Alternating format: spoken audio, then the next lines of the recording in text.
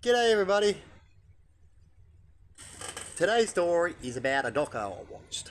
I thought I'd talk about it. And it's about kangaroos. And out in the bush, and about oil.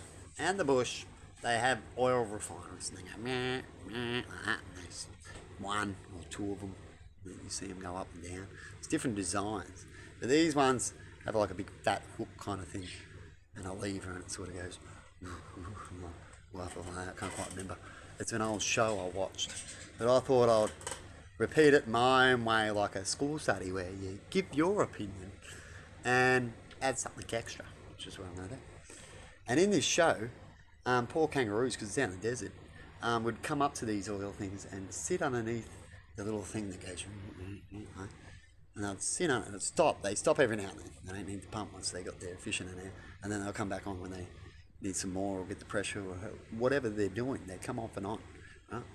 And the kangaroos go sit underneath them for shade, and then they used to get crushed. It'll turn on and go meh, and goes lower than where it was sitting at. It goes up and down, kind of thing like that, up and around. They had different designs, but they'd get crushed by these oil machines. And so what they did in the doco is they end up putting fences around to stop the kangaroos from getting in there. And every now and then, I think they mentioned in the doco that a kangaroo may get in there, as you know, kangaroos can hop. But you know what I thought that I don't remember it mentioning. That's why I thought, hey, it was in a thing I was talking about today, and I thought I'd do a video and mention an extra idea about it. And that is, when you do things like that, you see what they've done. What they did is they see the kangaroo getting in a position. Like, hey baby, that's funny. And then and it gets crushed. And so what they're doing is they put a fence around it to prevent the kangaroo from getting there. But what they didn't mention is they should just do a little extra, and you could use recycled materials. But you need to think, why was the kangaroo going there? So we're going to stop it from going there. But it might still try to get in there. It might hack at the fence and look for damages to get in there. And occasionally that happens. So why are they getting in there? Well, the shade. They want the shade. So you see, and they got crushed for the shade. And so you put a fence around it to prevent them getting in there to get crushed for the shade. So what you need to do after that as well is think of the animal, why it's getting in there, and to even help prevent it even more, and put up a couple of poles, recycled poles with some tin sheets on it, or whatever way, or dig a little cave or whatever's around there. There's lots of ways of doing things, but what I'm trying to say is you make shelter, some shade. So just over there, a little bit away from it, so more likely close to it, so that they'll pick that shade instead of that. They'll see it and they'll be like, oh, there's a little bit of shade here, but that one there looks nice and even shadier, right? And so it'll go over there.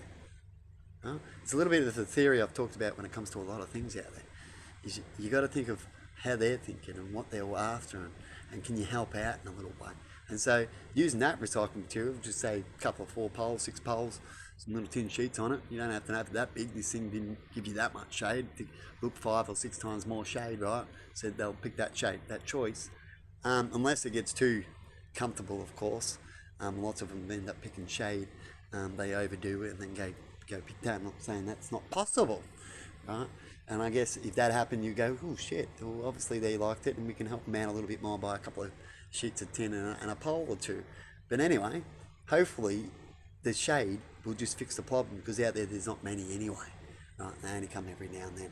So more than likely you won't get that problem that I just talked about, and they'll just go to that shady spot, and you think positive about it until if it ever gets worse, instead of just going, oh no, that's not going to work because this can happen, this and that and that. Well, it's at least you give it a go, and if you've given it a go and then you've proven that, and in a lot of areas, not just one, so then it won't work, right? And then you try another approach, which is a bigger fence or whatever.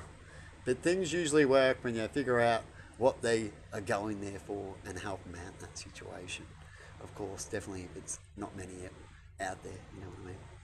Till the balance kind of thing. Anyway, have a good one, and bye-bye.